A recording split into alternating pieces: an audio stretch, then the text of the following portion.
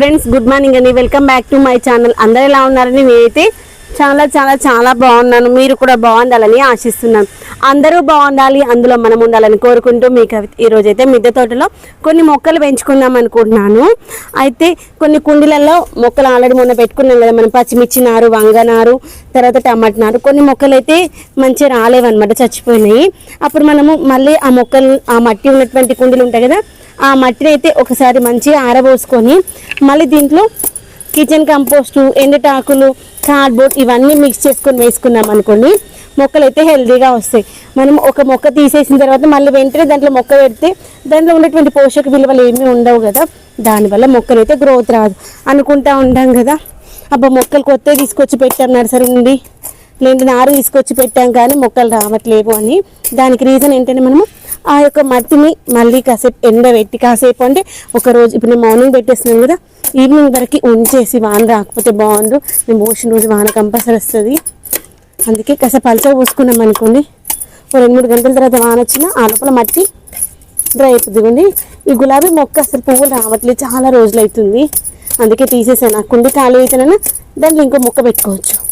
మన కుండలలో మొక్కలు పెంచుకునేటప్పుడు దానికి కాపు రావట్లేదు అనుకోండి, ఒక 1-2 మంత్స్ చూసేసి తీసేసేయాలి. ఇంకా ఉండేవే తక్కువ కుండీలు, ప్లేస్ వేస్ట్ కదా, అందుకని ఇదిగో ఎప్పుడైతే ఒక 4 కుండీలు అయితే ఖాళీ చేశాను. ఖాళీ వేసేసి ఆరబెట్టేసుకున్నాను. మొన్ననే కిచెన్ కంపోస్ట్ ఇట్లా అంతా ఆరబెట్టాను. ఇదిగోండి ఎండుటాకులు, వీటిపైన ఇది కూడా కవర్ తీసేద్దాము.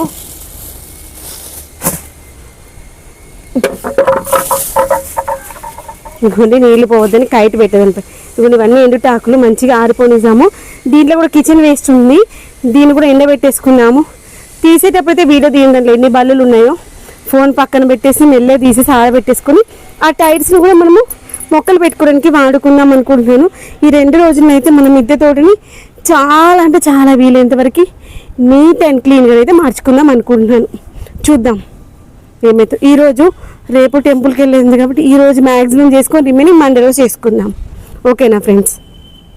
ఒకరు గుర్తుంచుకోవాలి ఏంటంటే, మనము నెక్స్ట్ మొక్కలు పెట్టుకునేటప్పుడు అయితే ఈ యొక్క మట్టిని ఒక రోజైనా ఆరబెట్టుకోవాలి. ఆరబెట్టుకున్న తర్వాత మాత్రమే పెట్టుకోవాలి. తర్వాత వంకాయ చెట్లకి చాలా పెస్ట్ వచ్చింది, వీటికైతే మిల్లీ బగ్ బాగా వచ్చింది. అందుకని ఇక్కడ ఉన్నటువంటి కొమ్మలు కూడా అంతా ఆకులు తెంపేశాను. మళ్ళీ ఆకులు నిండుగా ఉంటే కూడా బాగుండదు. కొన్ని వంకాయలు మంచిగా ఫ్రెష్గా ఉన్నాయి, తెంపేసుకున్నాను. మొన్న కూడా కొన్ని తెంపినవి ఉన్నాయి. ఈరోజు అన్ని వంకాయలు కలిపి మసాలా వంకాయ కానీ, లేదంటే వంకాయ దొండకాయ కర్రీ కానీ చేద్దాం అనుకుంటున్నాను. దొండకాయలు చూడగానే ఇప్పుడు దొండకాయలు గుర్తుకొచ్చినాయి. అనుకోండి ఈ మొక్కలకి మనము ఎక్కువగా లిక్విడ్ ఫర్టిలైజర్స్ ఇస్తూ ఉండాలి. ఈరోజు ఈవినింగ్ నీమ్ ఆయిల్ కానీ మనం స్ప్రే చేద్దాము. నేను మొక్కలు మార్చుకుంటూ ఉంటాను, ఆ లోపల అక్కిల్ని లిక్విడ్ ఫర్టిలైజర్స్ ఇవ్వమని చెప్తాను. ఇక్కడ ఈ యొక్క కాయలు ఏంటంటే మనకు చూస్తే కనిపిస్తే ఇక్కడికి డైరెక్షన్ ఉంది, తర్వాత మళ్ళీ దగ్గరకు వచ్చేసరికి కనిపించవు. సరే లేదులే అనుకునేసరికి మళ్ళీ తర్వాత కనిపిస్తుంది. వీటితో వచ్చిన తలనొప్పి అదే. మళ్ళీ అందరి ప్లేస్లలో అస్సలు కాయ తెలుసా, అది అటు వెళ్ళిపోయింది. అది అక్కడ పోయి కాయలు కాస్తుంది. 4 కాయలు ఉన్నాయి. గిరికి ఇంత జాగిచ్చింది కదా, జాగిచ్చిన దగ్గరికి ఎగరు పురుగు వచ్చింది. మనకు అందరి ప్లేసుల్లోనేమో పురుగులు వస్తాయి. ఇంకా పైనకు ఉన్నాయి, అవి తెంపేసుకుందాము. వీటిని కూడా నీట్గా అల్లించుకోవాలి. ఈరోజు కానీ రేపు కానీ నీట్గా అల్లుకున్నాం అనుకోండి, కాయలు మంచిగా వస్తాయి. అది కొంతవరకు అయితే టైట్ చేశాను, అంతకంటే ఎక్కువ అయితే నాకు టైట్ చేయడానికి రాలేదు. దొండకాయలు ఇట్లా తెంపేసుకున్నాము. ఈ 2 రోజుల్లో మిద్దె తోట మీద నీట్గా ఊడ్చేసుకున్నాము. నీట్గా క్లీన్ చేసి పెట్టుకున్నాం అనుకోండి, బాగుంటుంది. మట్టి అంతా తీసేసాను కదా కుండీలు, అందుకే కింద మట్టి మట్టిగా ఉంది. అన్ని ఆకులకి ఇట్లా అన్నీ క్రూన్ చేసుకున్నాం అనుకోండి, అప్పుడు ఇంకా మిద్దె తోట ఊడ్చేసుకున్నాక మళ్ళీ ఒక వారం రోజుల వరకు నీట్గా ఉంటుంది. ఫ్రెండ్స్ ఇదిగోండి ఫైనల్గా అయితే కొంచెం కిచెన్ కంపోస్ట్ ఉండే, అది కూడా ఆరబెట్టేసుకున్నాను. టైర్స్ అయితే తీసేసాను. ఇంకా టైర్స్ తీసేసి 100 రూపీస్ టబ్స్ తీసుకున్నట్లు పెడదాం అనుకుంటున్నాను.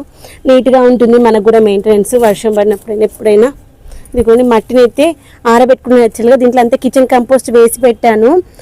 మంచిగా మనకి కంపోస్ట్ అయిపోయింది, డీకంపోజ్ అయిపోయింది. కానీ దీంట్లో వాన పడినప్పుడు కానీ, లేదంటే కంపోస్ట్ ఉంటాయి కాబట్టి దీంట్లో పురుగులు వస్తాయి. అది ఒకసారి చెక్ చేసుకొని మనం మొక్కలలో వేసుకునేటప్పుడు చూసుకోవాలి. ఇదిగోండి ఇంత పెద్దగా ఉన్నాయి చూడండి. ఇది ఒకటి బుజ్జిగా ఉంది, ఇది ఒకటి బుజ్జిగా ఉంది, ఇది బుజ్జిగా ఉంది, ఇదిగోండి ఇది పెద్దగా ఉంది. ఇలా అవుతాయి అన్నమాట అవి. అందుకని మనము చూసుకొని వేసుకోవాలి. ఆ పురుగులను చూసినప్పుడు మన కోడిపిల్లలే గుర్తుకొస్తున్నాయి. మన కోడిపిల్లకి ఇట్లా పురుగేస్తే చాలు అలా అందుకొని తినేవి.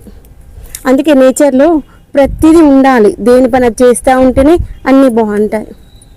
పక్షులు ఉండాలి, జంతువులు ఉండాలి, దేని పని అది చేసుకుంటా పోతే నేచర్ హ్యాపీగా ఉంటుంది. అందుకే మొక్కలలో పక్షులు ఏమైనా ఏరుకొని తింటాయి చూడండి, దానివల్ల మన మొక్కలకి పెస్ట్ రాదు. మనం ఏమనుకుంటాము, మొక్కలలోకి పక్షులు వస్తే మన పండ్లన్నీ తినేస్తున్నాయి అనుకుంటా. తినే వరకు పండ్లు కూడా తింటాయి, పండ్లు ఏం తినవనను, పండ్లు తింటూ ఇలా పురుగులను కూడా ఏరుకొని తింటాయి అన్నమాట. ఇలా అంతా ఆరబెట్టేసుకొని ఈరోజు మొత్తం ఆరబెట్టేసుకొని రేపు అయితే మొక్కలు పెట్టేసుకుందాం. దీంట్లో పురుగులు ఏం లేకుండా చూసుకొని పెట్టుకొని మళ్ళీ నెక్స్ట్ కొంతమంది మంచి అన్న, కొంతమంది పిచ్చి అన్న, ఏమో ఎందుకు తలనొప్పి తీసేస్తే బెటర్ కదా అని. మనకి ఏది పర్ఫెక్ట్గా తెలియనప్పుడు కొంచెం జాగ్రత్తగా ఉంటే బాగుంటుంది కదా అని. ఇదిగోండి ఇక్కడ కూడా ఉంది. ద్రాక్ష మొక్క కూడా పెట్టుకుందాం అనుకుంటున్నాను, చూడాలి.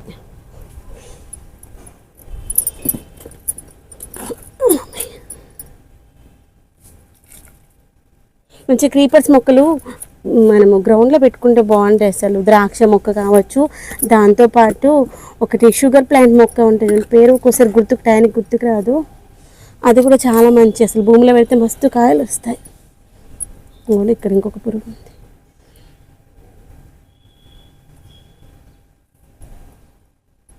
పక్షులు ఏమైనా వస్తాయేమో ఏరుకొని తినేస్తాయిలే అనేసి అలా పక్కకేసాను.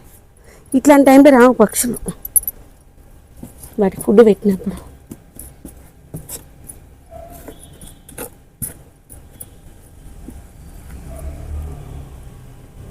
మంచిగా ఆరనియాలి, ఒక 2 రోజులైనా మంచిగా ఆరిపోతుంది. చూడండి ఇంకోండి పురుగులు చూడండి మస్తుగా ఉన్నట్టున్నాయి. ఇప్పుడు నేను పోయే లోపల పక్షులు ఏం రాకపోతే చంపేసిపోవాలి, లేదంటే మళ్ళీ మట్టిలను మొక్కలలోకి పోయింది అనుకోండి పురుగులు, కష్టమైతే.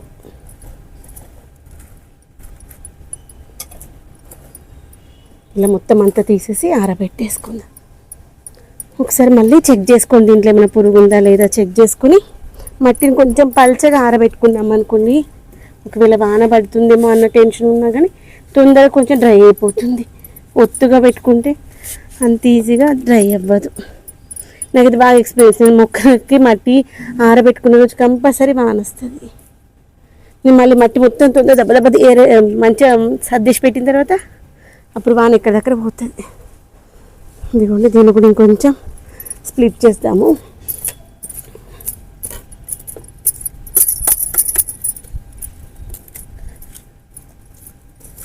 మధ్యలో మళ్ళీ ఒక్కసారి వచ్చి అన్నాం అనుకోండి కొంచెం లూజ్ అయిపోతుంది, బాగా పచ్చిగా ఉంది. ఇదిగోండి ఈ పార్ట్ మాత్రం ఆరిపోయింది చూసారా.